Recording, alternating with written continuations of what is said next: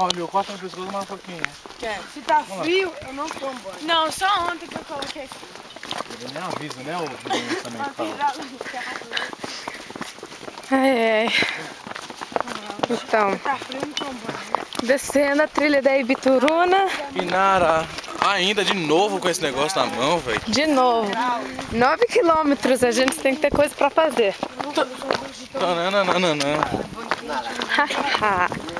Inara aí. Ui, ui.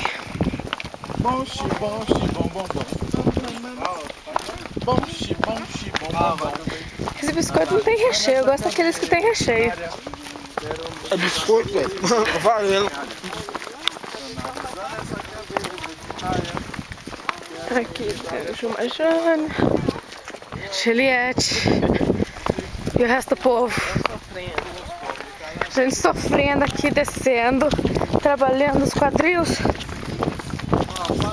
Ok. Mas a vista é muito bonita. E a montanha também.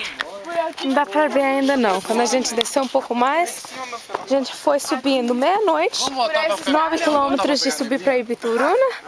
Agora a gente tá voltando, 9 horas da manhã. Você tá falando com quem, Ju? Com a câmera, uai.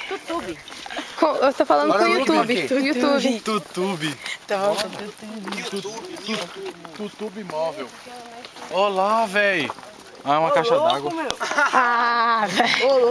Não, pô, pensei que era aquelas caixas de banheiro que nem coloca em pé.